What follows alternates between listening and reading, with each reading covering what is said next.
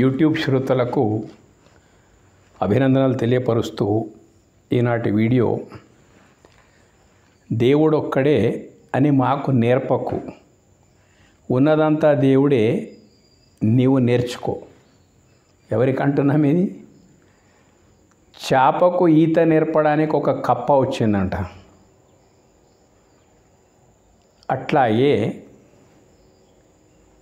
పరమార్థతత్వం యొక్క పరిపూర్ణమైనటువంటి జ్ఞానం ఉండే సనాతనానికి నేర్పడానికి ఎవరో విధర్మీయులు వచ్చి ఒకడే దేవుడు అని చెప్పింది సర్వప్రథమంగా చెప్పింది వేదమే. ఎట్లా చెప్పింది అది? సర్వము ఖలువిదం బ్రహ్మ అంటే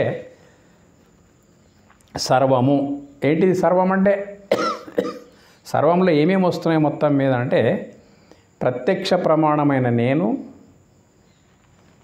ఏ విశ్వానికి నేను సాక్షిగా ఉన్నానో ఆ విరాట్ విశ్వం, ఈ రెండు కలిస్తే సర్వం అయిపోతుంది. ఈ రెండు ప్రత్యక్ష ప్రమాణమైనప్పుడు దీనికి అనుమాన ప్రమాణమైనటువంటిది ఒకటి ఉన్నది, అదే కారణమైనటువంటిది బ్రహ్మ పదార్థము. అందుకే ఈ సర్వము ఆ బ్రహ్మమయమే. ఇది ఏకమేవ అద్వితీయం బ్రహ్మ. అద్వితీయం అంటే రెండవ దానికి ఆస్కారం లేకుండా ఏకమై ఉన్నటువంటిది బ్రహ్మమే. వాసుదేవ సర్వమితి, ఈ సర్వములో వసించి ఉన్నది ఆ దివ్యతత్వమే. ఆత్మాసి సర్వభూతానాం, చరాచర సమస్త భూత ప్రపంచం ఏదైతుందో, చర అంటే నేను అనుకోండి, అచర అంటే ఈ విశ్వం అనుకోండి. ఆత్మాపి సర్వభూతానాం, ఈ అన్నింటి యొక్క ఆత్మను అంటే ఏంటిది? ఆత్మ అంటే ఏది ఉంటే ఇది ఉందో, ఏది లేకపోతే ఇది లేదో, దీన్ని ఊహించలేమో అది ఆత్మ. ఇంకొక అర్థం లోపల నేనున్నాను అంటే నా లోపల ఆత్మ ఉంటేనే నేనున్నా, లేకపోతే లేను. కాబట్టి ఏది లేకపోతే నేను లేనో అదే నేను, అదే ఆత్మ. ఆత్మాసి సర్వభూతానాం, అన్ని భూతాల యొక్క ఆత్మ, చరాచర భూతాల యొక్క ఆత్మ నేనే అంటున్నాడు. ఈ రకంగా ఆలోచిస్తే దేవుడు ఒక్కడే అన్నది అర్ధసత్యం. దేవుడు ఒక్కడే ఎంత గొప్పగా చెప్పుకున్నా దేవుడు ఒక్కడే అన్నది అర్ధసత్యం, కాదనలేం దానికి. కానీ ఉన్నదంతా దేవుడే అని దర్శించడము పూర్ణ సత్యం. పూర్ణమదః పూర్ణమిదం పూర్ణాత్ పూర్ణముదచ్యతే పూర్ణస్య పూర్ణమాదాయ పూర్ణమేవావశిష్యతే. మొదలు పూర్ణమే, పూర్ణం లోపల నుంచి, పరిపూర్ణం లోపల నుంచే వచ్చింది పరిపూర్ణమే, ఉన్నది పరిపూర్ణమే, పోయేది పరిపూర్ణం లోపలికే. ఎటు చూసినా అన్నిటి లోపల పరిపూర్ణమై వ్యాపించి ఉన్నటువంటి తత్వం ఏదైతే ఉన్నదో అదే పరమాత్మ తత్వము. అటువంటి ఉన్నదంతా దేవుడే అనేటువంటి అనుభవం ఎప్పుడైతే వస్తుందో అది పూర్ణ సత్యం. ఈ అనుభవమే సనాతన తత్వ హృదయం అన్నాడు. సనాతన ధర్మం ఏమి చెప్తున్నదంటే అండపిండ బ్రహ్మాండమంతట నిండి ఉన్నది బ్రహ్మము అనేటువంటి సూత్రం మనకు చెప్తా ఉన్నది. ఇక ఈ రకంగా సనాతన ధర్మం చెప్తా ఉంటే నిన్న మొన్న మొలుచుకొచ్చినటువంటి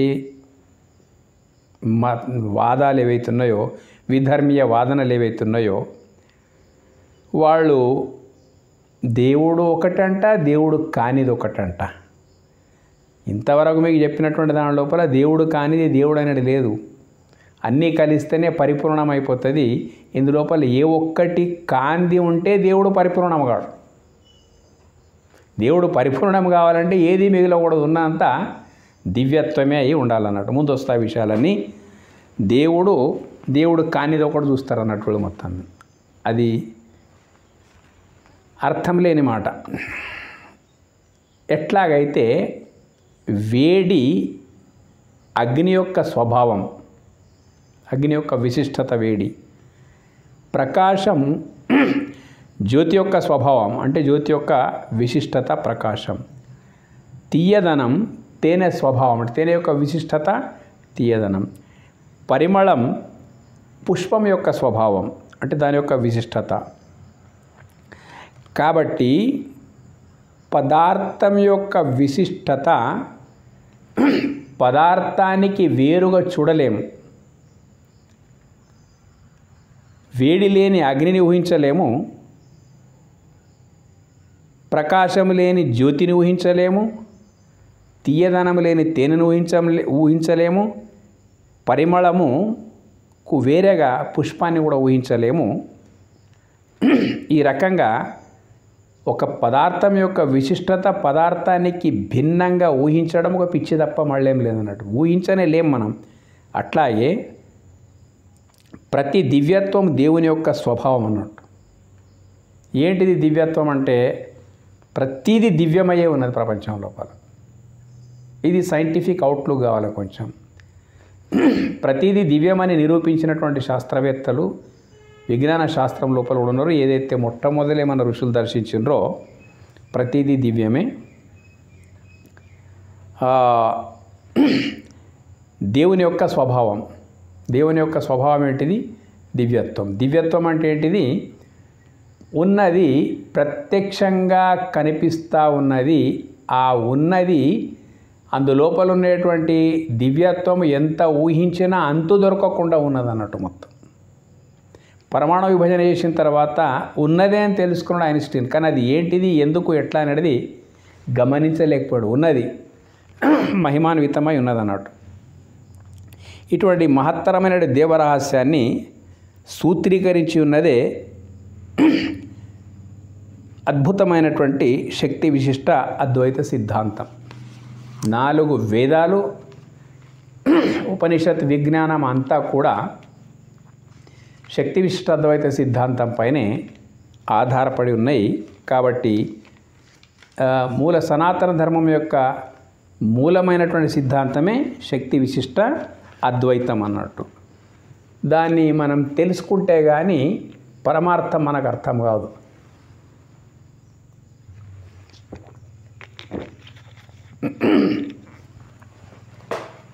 దేవుణ్ణి అర్థం చేసుకోవాలని గాలికి నోరు తెరిస్తే దేవుడు అర్థమయ్యే తత్వం కాదు. దానికంటూ కొన్ని సిద్ధాంతాలు ఉన్నాయన్నట్టు, ఫండమెంటల్స్ ఉంటాయి దానికి మొత్తం మీద. కాబట్టి మనకు శక్తి విశిష్ట అద్వైత సిద్ధాంతం వేదాంత విజ్ఞాన సార సర్వస్వమే ఈ శక్తి విశిష్ట అద్వైత సిద్ధాంతం. ఇది కొంచెం ఎంత సైంటిఫిక్ ఉందో ప్రపంచం లోపల ఎవ్వరు కూడా కాదనడానికి వీలు లేనటువంటి సనాతన సిద్ధాంతమే శక్తి విశిష్ట అద్వైత సిద్ధాంతం. చూసుకోండి, మనం అనుకుంటున్నట్టు దేవుడు వేరే, దేవుడు ఒకడు, దేవుడు కానిది ఒకటి అనేటువంటి అజ్ఞానానికి ఇది దివ్య ఔషధం అన్నట్టు. ఈ శక్తి విశిష్ట అద్వైత సిద్ధాంతాన్ని మొదలు అర్థం చేసుకోవాలి మనము. ఎందుకంటే వేద హృదయమే ఇది.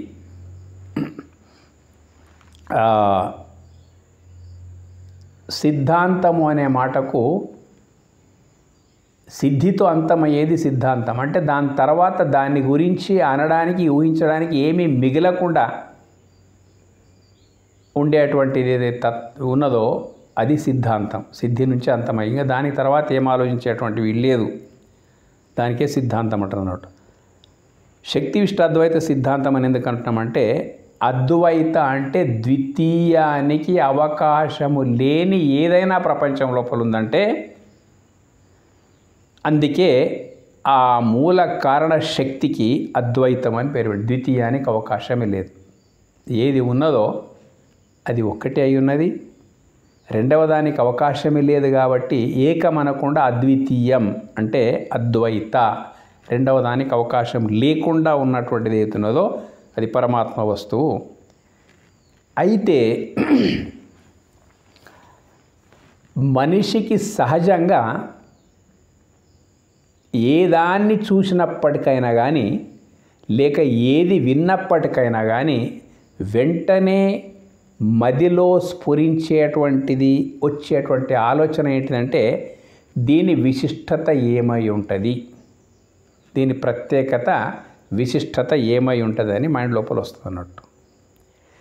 అట్లాగే ద్వితీయానికి అవకాశము లేని దైవతత్వం ఏదైతున్నదో దాని విశిష్టత ఏంటిదని మనకు ప్రశ్న రావడానికి అవకాశం ఉంది. దాని విశిష్టత ఏంటిదంటే శక్తి. దేవుని యొక్క ద్వితీయానికి అవకాశం లేని ఆ దేవుని యొక్క విశిష్టత ఏంటిదనే ప్రశ్నకు విశిష్టత శక్తి. ఇప్పుడు ఇంతవరకు అన్నాం కదా, పదార్థ విశిష్టత, తేనె అంటిమి, పుష్పం అంటిమి, జ్యోతి అంటిమి, అగ్ని అంటిమి, వాటి యొక్క విశిష్టతలు కూడా మనం చెప్పేస్తాం అన్నట్టు. పదార్థ విశిష్టత పదార్థానికి ఎప్పుడూ భిన్నం కాదు. అట్లాగే పరమాత్ముని యొక్క విశిష్టత, దేవుని యొక్క విశిష్టత ఏమిటి అనే మాటకు వచ్చేస్తే శక్తి అని వస్తుంది అన్నట్టు. అయిపోయింది. దేవుడు నిరాకారమే, శక్తి నిరాకారమే. మళ్ళీ ప్రమాణం ఏమిటిది? ప్రమాణం కావాలి కదా మనకు. రెండు నిరాకారమైనప్పుడు నిరాకారం లోపల ప్రశ్నకు సమాధానం దొరకదు. కాబట్టి రెండు నిరాకారమైతే మనకేం అర్థమైనట్టు? శక్తి యొక్క విశిష్టత ఏంటిదని మళ్ళీ ప్రశ్న వస్తుంది. దేవుని యొక్క విశిష్టత ఏంటిదంటే శక్తి అంటిమి. ఇప్పుడు రెండు నిరాకారమైనప్పుడు ఈ శక్తి యొక్క విశిష్టత ఏమిటి? శక్తి ఏ ఫారం లోపల ఉన్నది, ఏ స్థితి లోపల ఉన్న శక్తి అనే మాటకు వస్తే ఆ శక్తి ఉన్నది జీవ జగత్తుల ఫారం లోపల ఉన్నదన్నట్టు. కాబట్టి జీవ జగత్తులు రెండు శక్తి మూలమైనటువంటి, శక్తి దైవమూలమైనటువంటిది, దేవుడే దానికి మూలమైనటువంటి శక్తి, జీవ జగత్తులకు మూలమైనటువంటిది, శక్తికి మూలమైనటువంటిది దైవము, జీవ జగత్తులకు మూలమైనటువంటిది శక్తి. ఎక్కడ పోతున్నాయి ఇవన్నీ? మొత్తం మీద దేవుని యొక్క విశిష్ట శక్తి, శక్తి జీవ జగత్ రూపం లోపల ఉన్నది. దీనికి మీకు అర్థమయ్యే భాష లోపల చెప్పాలంటే చూడండి, చీకట్లో మనము మంట రగిల్చినాం అన్నట్టు. చిమ్మ చీకట్లో మంటను రగిల్చినాం. అయితే మంట యొక్క విశిష్టత ఏంటిదంటే మంట లోపల నుంచి బయటికి వచ్చేటువంటి ఏంటి? ఒక చిన్న ఎగ్జాంపుల్ ఇది. వేడి వెలుతురు రెండు బయటికి వస్తాయి అన్నట్టు. వేడి వెలుతురు రెండు, మూడు పేర్లు వేరైపోయినాయి. మంట, వేడి, వెలుతురు, మూడు పేర్లు వేరైపోయినాయి. మూడు మనకు ప్రత్యక్ష ప్రమాణమైనవి. మంట రగులుతూ ఉంటుంది, వేడి అందులోపల నుంచి వస్తూ ఉంటుంది, వెలుతురు కూడా అందులోపల నుంచి వస్తూ ఉంటుంది అన్నట్టు. వేడి వెలుతురు ఎందులోపల నుంచి వస్తున్నాయో అదే మంట. ఇప్పుడు వేడికి వెలుతురికి మనము మంటకు ఇతరంగా ఊహించగలుగుతామా? మంట యొక్క విశిష్టతనే వేడి వెలుతురు ఎట్లాగో పేర్లు వేరైనప్పటికైనా కానీ పరమాత్మని యొక్క విశిష్టత శక్తి, శక్తి యొక్క రూపాంతరమే జీవ జగత్తులు. ఇది శక్తి విశిష్టాద్వైత సిద్ధాంతం అన్నట్టు. మంట లేదు, వేడి లేదు, మంట లేదు, వెలుతురు లేదు, దేవుడు లేడు, శక్తి లేదు, శక్తి లేదు, జీవ జగత్తులు లేవు, శక్తి ప్రకృతి రూపం లోపల ఉంటుంది అన్నట్టు. ఇది ఇటు సిద్ధాంత జ్ఞాన అనుభవమే పూర్ణయోగ సిద్ధి అంటారు దీనికి. పూర్ణయోగ సిద్ధి అంటే ఇంకా అక్కడెక్కడ ఏం ఆలోచించవలసిన అవసరం లేదు, అంతే సంగతి అన్నట్టు. పూర్ణయోగ సిద్ధి పరమానంద స్థితి. ఈ సర్వం ఖలు విధం బ్రహ్మ అనేటువంటి అంతటా పరబ్రహ్మ చైతన్యం తప్ప ఇంకొకటి లేదు అన్నప్పుడు ఏది పోతుంది, ఏది వస్తుంది, ఏది ఉంటుంది, ఏది ఉండదు అనేటువంటి పిచ్చి ప్రశ్నలకు ఇంకా ఆస్కారమే లేనటువంటిది అంతా ఏకమైనప్పుడు, అది పరిపూర్ణమైనప్పుడు, అది పరమానంద స్థితి మనకు దాని అవగాహన లోపల రావడానికి అవకాశం అనేది. పూర్వపు ఋషిమునులంతా ఇటువంటి జ్ఞానం ద్వారానే పూర్ణ యోగ సిద్ధిని పొంది పరిపూర్ణమైనటువంటి ఆనంద స్థితి లోపల ఉన్నారు. దీన్నే జీవన్ముక్త స్థితి, సహజ సమాధి స్థితి అని కూడా ఎన్నో పేర్లు దీనికి ఉన్నాయన్నట్టు. Level of consciousness. అయితే ఇట్టి దేవుని పరిపూర్ణ స్వరూప జ్ఞానము లేని విధర్మీయ సాహిత్యం ఆధారంగా మేము కేవలం ఆకారం లేనివాడు దేవుడు అనే నమ్ముతామంటారు వాళ్ళు. విధర్మీయులు ఎక్కడ ఏ మతం లోపల ఉండి మీరు మొత్తం మీద వాళ్ళు ఏమంటారంటే, మా సాహిత్యం ఆధారంగా మేము కేవలం ఆకారం లేనివాడు దేవుడు అనే నమ్ముతాం. ఆకారం ఉన్నదని కూడా చెప్పిండు వాళ్ళకు, పెద్ద ఆకారం లేని అని నమ్ముతాం. నమ్మండి. సాకారమైన ప్రకృతిని మేము నమ్మము అంటారు. ఈ కనిపించేదంతా ఇది మేము నమ్మము, దీనికి కనిపించేది కనిపించని దేవుణ్ణి నమ్ముతామని అంటారు అన్నట్టు. ఇదే డిఫరెన్స్. అయితే ఇప్పుడు దీనికి మనం లాజికల్గా సైంటిఫిక్ వెళ్ళిపోవాలి. నీ దేహం సాకారం, నీ ఆత్మ నిరాకారం. చూడండి, మాతృగర్భం లోపల నుంచి వచ్చినటువంటి దేహము పెరుగుతా ఇంత అయిపోయింది. దేహం సాకారం, ప్రత్యక్షంగా ఆకార రూపం లోపల కనిపిస్తూ ఉన్నది. కానీ నీ ఆత్మ నిరాకారం. నీ ఆత్మ లోపల ఉన్నది, ఎప్పుడు ఎవరికి కనిపించలేదు, ఏం చేయలేదు. అది జ్ఞాన స్వరూపం లోపల ఉన్నది. జ్ఞానం కనిపించేది కాదు, అనిపించేది. అయితే నీ ఆత్మ నిరాకారం. ఇప్పుడు కాబట్టి నీవు సాకారమా నిరాకారమా క్వశ్చన్ మనం వేయాలన్నట్టు ముందటి వాళ్ళకు. నీ దేహం సాకారము, నీ ఆత్మ నిరాకారం. కాబట్టి నీవు సాకారమా నిరాకారమా క్వశ్చన్స్ ఇవి రెండు. సాకార దేహమే నేను అన్నావో, ఈ కనిపిస్తున్నటువంటి దేహమునే నేను అని అన్నావు అనుకో, ఒకవేళ నిరాకారమైన ఆత్మ లేకుండా సాకార దేహం ఉండబోదు. అందరికీ తెలిసిన సత్యం అన్నట్టు. అది మనకు కనిపించకున్నా కానీ అది ఎప్పుడు ఎట్లా పోతుందో తెలియదు. అప్పుడు ఇది దేహం నిలబడడానికి వీల్లేదు. సాకార దేహమే నేను అన్నావు, ఒకవేళ అన్నావు అనుకో, నిరాకార ఆత్మ లేకుండా సాకార దేహం ఉండబోదు. ఓకే, అలాగని నిరాకార ఆత్మ నేను అంటావా, సాకారమైన దేహానికి కనిపిస్తున్నటువంటి దేహానికి సాకారమైన నీరు, అన్నం, గాలి లేకుంటే ఆత్మ నిలవదు. ఎంత విచిత్రంగా ఉన్నది.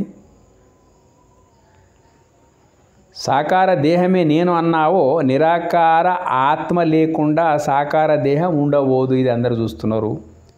అట్లాగని నిరాకార ఆత్మ నేను అన్నావనుకో, ఉండు అంటావా, సాకారమైన దేహానికి సాకారమైన నీరు, అన్నం, గాలి లేకుంటే ఆత్మ నిలవదు. ఇప్పుడు నువ్వు సాకారమా నిరాకారమా? మరి ఏమిటి ఈ సాకార దేహానికి సాకార విశ్వానికి అవినాభావ సంబంధం ఏమిటి? దేహం సాకారము, విశ్వం సాకారం అంటే కనిపించేటువంటిది మొత్తం మీద. మరి కనిపించని ఆత్మకు, కనిపించే దేహానికి, దేహాన్ని పోషించే కనిపించేటువంటి ప్రకృతికి ఏమిటిది సంబంధం? ఎట్లా పెట్టుకున్న సంబంధము? ఎవడు పెట్టుకున్న సంబంధము? నీవు నమ్మితేమి నమ్మకపోతేమి. ఈ ప్రకృతిని నమ్మితేమి నమ్మకపోతేమి, దాని ఆశ్రయం లేదే నువ్వు జీవించడం లేదు. నీ నిరాకారమైన ఆత్మ సాకారమైన దేహం లోపల అది నిలబడడానికి వీల్లేదు. ఎట్లా నిరాకార సాకారాల యొక్క సమన్వయము సృష్టి లోపలనే అవి అట్లా ఉన్నాయి. నువ్వు విడదీస్తే పోయేటువంటివి కావు, నువ్వు ఏం చెప్తే ఆగేటువంటిది కాదు. సాకార దేహానికి సాకార విశ్వానికి అవినావ సంబంధం ఎట్లా ఉంది చూసుకోండి మొత్తం మీద. కాబట్టి సాకార నిరాకారాలు ఏకోదేవ అంటే ఎగ్జాంపుల్ ముందు కూడా వస్తుంది. సాకారమైనటువంటి నిరాకారమైనటువంటి రెండు కూడా ఒకే మూలం. నిరాకార పరమాత్మ లోపల నుండి సాకారమైన విశ్వం వచ్చింది. జస్ట్ లైక్ బీజంలో వృక్షం కనిపించదు, కానీ భూమిలో నాటిన తర్వాత అది వృక్షం అయిపోతుంది. అది వృక్షం కనిపిస్తూ ఉంటుంది, బీజం లోపల కనిపించలేదు. ఇప్పుడు ఆ బీజంలో కనిపించలేదు కాబట్టి ఈ వృక్షంకు బీజంకు సంబంధం లేదు. ఆ బీజమూలం ఈ వృక్షం కాదు అని అనగలుగుతామా? అనలేం. కాబట్టి సాకార నిరాకారాలు ఇట్లా ఉన్నాయి. ఎగ్జాంపుల్, ముందుగా ఉన్నది శక్తి. శక్తి నిరాకారం. సైంటిఫిక్గా కొంచెం పోతే మనము శక్తి మూలంగా ఈ యొక్క విశ్వానికి మూలము అంటే శక్తి, శక్తి నిరాకారం, దీని రూపాంతరమే పదార్థమైంది. చూడండి, ఐన్స్టీన్ సైంటిఫిక్గా పోతే కూడా పరమాణువుని విభజించిన తర్వాత శక్తి ఉత్పన్నమైపోయింది. అప్పుడు ఆయన ఏమనుకున్నాడంటే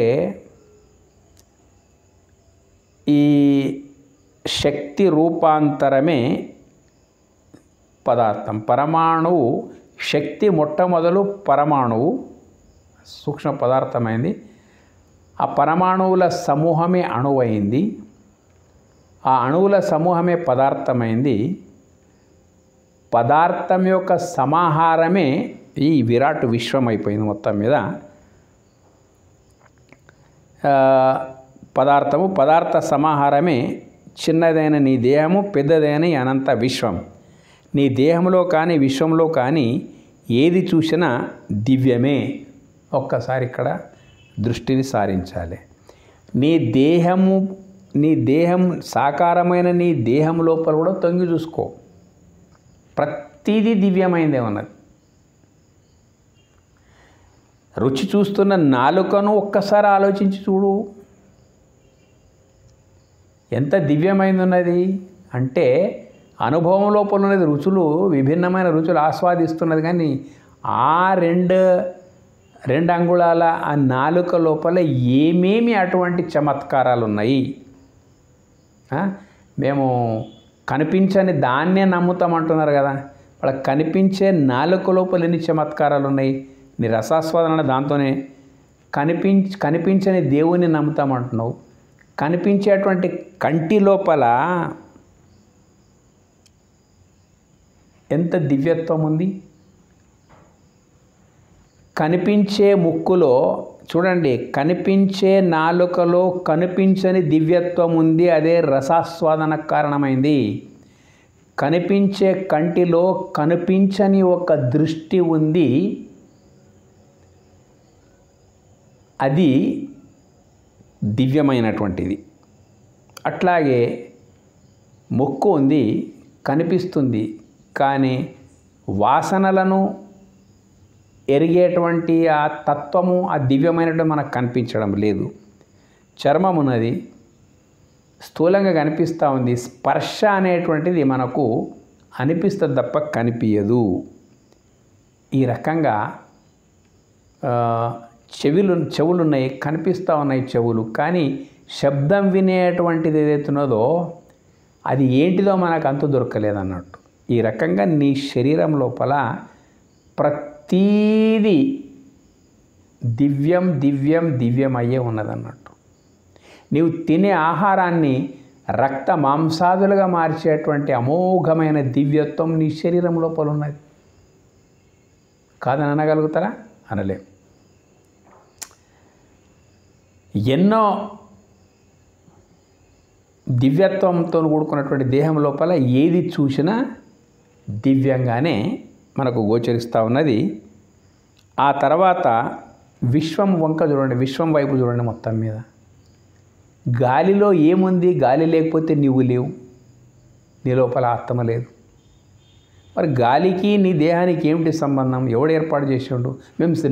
మేము కనిపించే విశ్వాన్ని మేము నమ్మమే, మేము దేవుని నమ్ముతామంటే వాళ్ళ కనిపించని దేవుడు లోపల ఉన్నప్పటికైనా కానీ కనిపించే గాలి నీవు పీల్చుకోకపోతే,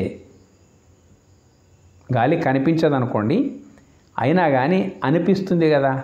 ఒక ప్రకృతి పదార్థమే కదా గాలి కూడా, ప్రకృతే కదా అది కూడా.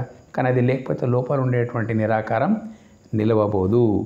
సాకారమైన అన్నము తినకపోతే ఈ దేహం నిలబడగలదు. అన్నాన్ని ఇచ్చేటువంటిది భూమి. భూమి ఒట్టి మట్టిగా మనకు కనిపిస్తూ ఉంది, కానీ ఔషధి శక్తి ఏదైతే భూమి లోపల ఉన్నదో అది మనకు కనిపించదు. ఎంతో శక్తి, దివ్యత్వం భూమి లోపల లేకపోతే ఇన్ని రకాల ఆహార పదార్థాలు ఎట్లొస్తాయి? కాబట్టి నీ దేహం లోపల కూడా ఉన్నది దివ్యమే, విశ్వం లోపల కూడా ఉన్నది దివ్యమే. ఆ దివ్య, ఆ దేవుడే నిరాకారమైన దేవుడే సాకారమైన దివ్య రూపం లోపల ఈ విశ్వం అంతా వ్యాపించి ఉన్నాడు. శక్తికి మూలమైనది ఒక తత్వం. అటువంటి ఏదైతే దివ్య శక్తి ఉందో ఈ నా లోపల నా బయట అన్నిటి లోపల కూడా ఏదైతే దివ్య శక్తి ఉందో, శక్తికి మూలమైనది ఒక తత్వం ఉన్నది.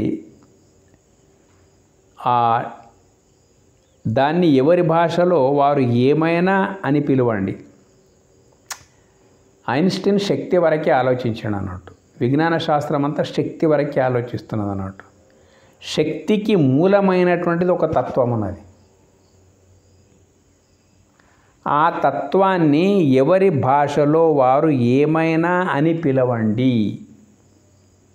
గాడ్ అనండి, అల్లా అనండి, ఏమైనా పిలవండి. ఈ శక్తికి మూలమైనటువంటి ఒక తత్వము, దాన్ని ఎవరి భాషలో వారు ఏమైనా అని పిలవండి. ఆ మూల దైవతత్వ స్వభావమే, ఆ దేవుని యొక్క స్వభావమే శక్తి. శక్తి రూపాంతరమే పదార్థము. ఆ పదార్థ సమాహారమే సూక్ష్మంలో నీ దేహము, స్థూలంలో విరాట్ విశ్వము. ఈ విశ్వపు పరమాణువులో ఉన్నది శక్తి. ఆ శక్తికి మూలము దైవం కాబట్టి విశ్వమంతా దివ్యమే. దివ్య మూలమే దైవం. ఇది సనాతనం అనేటువంటిది ఈ రకంగా మనకు చెప్తా ఉన్నది. వైజ్ఞానిక ఈ క్రమంలో దేవుని గురించి వైజ్ఞానిక క్రమంలో దేవుని గురించి తెలుసుకున్న నాడే, ఈ సిస్టమేటిక్ ఆర్డర్ లోపల దేవుని గురించి తెలుసుకున్న నాడే నీకు నిజమైన ఆనందం కలగడానికి అవకాశం ఉంది. అది దివ్యానందంగా భావించబడుతుంది. ఆనందం అనేటువంటిది ఏ స్వర్గంలోనో లేదు, ఏ భోగ కన్యలతోనో అందగత్తెలతోనో మధిర పానంతోనో ఆ స్వర్గంలో వచ్చేటువంటిది కాదు పరమానందం. అదంతా విషయానందమే. అది దివ్యానందం కాబోదు. దివ్యానందం నీకు ఇక్కడే లభింపజేసేటువంటి సత్తా కలిగినటువంటి సనాతన ధర్మం అన్నట్టు. అట్టి ఆనందం ఏ స్వర్గంలో కూడా లభించదు. అటువంటి ఈ భూమి మీద ఇక్కడే మనము పొందేటువంటి దివ్యానందం ఏదైతే ఉన్నదో దానికి జీవన్ముక్తి అంటారు.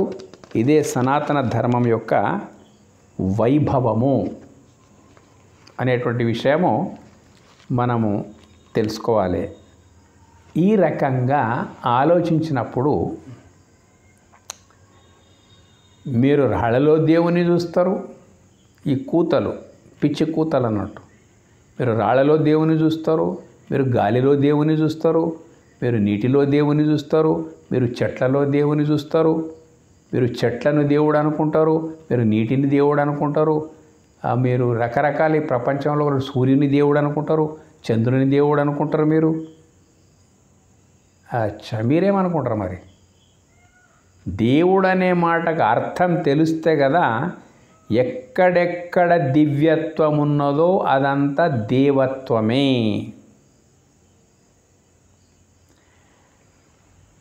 ఇంతవరకు చెప్పినట్టు జ్యోతికి ప్రకాశానికి ఎటువంటి సంబంధం ఉన్నదో దేవునికి దివ్యత్వానికి అటువంటి సంబంధం ఉన్నది. విశ్వమంతా నీ దేహంతో సహా విశ్వమంతా దివ్యత్వం యొక్క సమాహారమే ఉన్నది.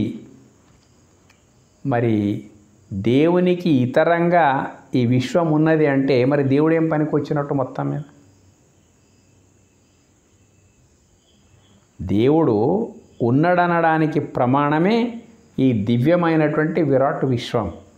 ఈ దివ్యమైనటువంటి నేను ఈ విరాట్ విశ్వం రెండు కలిస్తే దైవం అనేటువంటి దేవుని యొక్క పరిపూర్ణ స్వరూపం అయిపోతుంది. కాబట్టి మనకు ఈ రకంగా ప్రకృతిని దేవుని యొక్క దివ్యత్వంగా వేదం మంత్రాల లోపల దేవుడు నిరాకారుడని చెప్పిన మంత్రాలు కొన్ని ఉన్నాయి. కానీ మహిమాన్వితమైనటువంటి సాకార విశ్వం లోపల ఉండేటువంటి ప్రతి శక్తిని వేదం అనేటువంటిది వర్ణిస్తూ పోయింది. దేవుడు ఒక్కడే, దేవతలు ఎంతమంది? ఎక్కడెక్కడ దివ్యత్వం ఉన్నదో అదంతా దేవతనే, ఎక్కడెక్కడ దివ్యత్వం ఉందో అదంతా దేవతనే. కాబట్టి దేవుడు దేవతలు అనేటువంటి వ్యత్యాసం ఏదైతుందో ఇది సనాతనం లోపల లేదు. నీరు ఏకవచనం, తరంగాలు బహువచనం, దేవుడు ఏకవచనం, దేవతలు బహువచనం. ఓకే, మరి నీరు లేకుండా తరంగాలను ఊహించలేము. తరంగం ఉందంటే తరంగం కూడా జలాంశమే. ఆ జలం లోపలనే తరంగాలు, గాలి యొక్క తోడు నుంచి తరంగాలు వస్తూ ఉన్నాయి అన్నట్టు. నీరు లేకుండా తరంగాలను ఊహించలేము. తరంగాలు ఉన్నాయంటే అవి నీరు కాకుండా ఊహించలేము. ఎట్లాగో లేకుండా అంటే దేవుడు జలరూపం అయిపోతే తరంగాలు దేవతల రూపం అన్నట్టు. అట్లాగే మనము మొత్తం పంచమహాభూతాలను కూడా దేవతలే అంటాము, సూర్యచంద్ర నక్షత్రాలను కూడా దేవతలే అంటాము. ఎందుకంటామంటే మనకు ప్రత్యక్షంగా మన దివ్యత్వముతో కూడుకొని మన ముందు ఉన్నాయి మొత్తం మీద. వాటి ఉపాసన లేకపోతే మనం బ్రతకలేము. ప్రతి ఒక్కడు పరోక్షంగా దేవతల ఉపాసకుడే. గాలి ఒక దేవత. ఉపాసించడం అంటే అది లేకుండానే ఉండలేవు. సమీపించడం, ఉపాసించడం. నీరు ఒక దేవత. ప్రూఫ్ ఏమిటిదంటే అది లేకుండానే ఉండలేవు.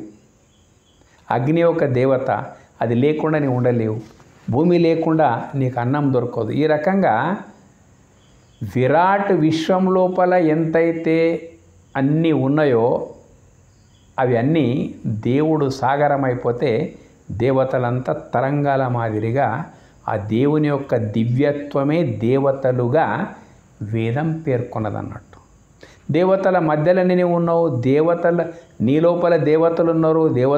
దేవతలతో నీవు ఉన్నావు. చూసుకో, మొత్తం మీద దివ్యత్వమే. ప్రతి ఒక్కటి దివ్యం దివ్యం దివ్యం. చిట్ట చివరిగా దివ్యము అంటే ఏంటిదంటే ఉన్నది కానీ ఎంత ఆలోచించినా అంతు దొరకకుండా ప్రత్యక్షమై ఉండేటువంటిది అవుతున్నది కదా దివ్యత్వం. మొత్తం విశ్వమంతా దివ్యత్వ సమాహారమే ఉన్నది. కాబట్టి మాకు విశ్వాన్ని మీరు దర్శిస్తున్నారు, మేము దర్శిస్తున్నాము. కానీ సనాతనంది సందర్శన, మీది దర్శన ఖాళీ. సందర్శన అంటే ఈ విశ్వం యొక్క రూపమే నువ్వు జ్ఞాననేత్రంతో సందర్శిస్తే దేవుని యొక్క రూపం, నిరాకారమైన దేవుని యొక్క రూపం, సాకారమైన విశ్వం అనేటువంటిది వేదం మనకు చెప్తా ఉంది. ఇక్కడే మనము అంతా మత వైషమ్యాలు ఇక్కడే వస్తున్నాయి అన్నట్టు. దేవుడు అనేది ఒకటే తెలుసు వాళ్ళకు, దేవతలు అనేది కన్ఫ్యూజన్ మొత్తం. దేవతలు దేవునికి ఇతరంగా ఉన్నారంటే దేవుడేం పనికి వచ్చేటట్లు? మళ్ళీ దేవతలే చాలు మనకి, ఇంక దేవుడు ఎందుకు? కాబట్టి దేవతలను దేవుని విడదీయడం అంటే తేనె నుంచి తీయదనాన్ని విడదీసి ఊహించడము, మాట్లాడడం లాంటిది. ఈ రకంగా శక్తివిష్ట అద్వైత సిద్ధాంతం లోపల వాస్తవమైనటువంటి భగవతత్వము, భగవంతుని యొక్క పరిపూర్ణ తత్వము తెలవడానికి అవకాశం ఉన్నది. ఇది సనాతన ధర్మం యొక్క పరిపూర్ణ జ్ఞాన స్థితి. ఇది మీకు నచ్చితే సబ్స్క్రైబ్ చేయండి. కొంచెం సనాతన సోదరులతో ఉన్న మనవి ఏంటిదంటే సనాతనుల యొక్క సాహిత్యం సాగర సమానం ఉన్నదన్నమాట. సముద్రంలో ఎంత జలం ఉన్నదో సనాతనులకు అంత సాహిత్యం ఉన్నది. లాభం తక్కువైపోతున్నది. ఒక్కొక్క పుస్తకం పట్టుకొని ప్రపంచాన్ని ప్రభావితం చేస్తున్నటువంటి వాళ్ళు విధర్మీయులైతే ఇంత గొప్ప సనాతన సాహిత్యానికి వారసులమైనటువంటి మనము దౌర్భాగ్యకరమైన జీవితం లోపల బ్రతుకుతూ ఉన్నాం. మన సాహిత్యం ఏంటిదో మన పిల్లలకు తెలియకపోవడం వల్ల మతాంతరీకరణ జరుగుతూ ఉన్నాయి. నిమ్మకు నీరెత్తినట్టు మనం ఉండడము. ఎన్ని పుస్తకాలైనా చదువుతాము కానీ తాత్వికమైన గ్రంథాలు చదవము. ఎన్ని వీడియోలైనా చూస్తాం మనం స్మార్ట్ ఫోన్ లోపల, ఎన్ని ఎపిసోడ్లైనా టీవీ లోపల చూస్తూ ఉంటాము. కానీ అందులోపల తత్వజ్ఞానానికి సంబంధించినవి మాత్రం వదిలిపెట్టేసి మనము ఏదో ఇష్టం వచ్చినటువంటి చూసుకుంటున్నాము. జ్ఞానంతో చాలా దూరం అయిపోతున్నాము. ఏ సమాజము జ్ఞానం నుంచి దూరం అయిపోతుందో ఆ సమాజం యొక్క వినాశనం చాలా దూరం ఉండదు. అలాంటి పరిస్థితులు జ్ఞానం లోపల ఎక్కడ తక్కువ లేము, కానీ తత్వం విషయంకి వచ్చేవరకు చాలా తక్కువ పడిపోతున్నాము. కాబట్టి కొంచెం జ్ఞానాన్ని కూడా పెంపొందించుకోండి అని చెప్పేసి మనవి చేస్తూ ముగిస్తున్నాను. ధన్యవాదాలు.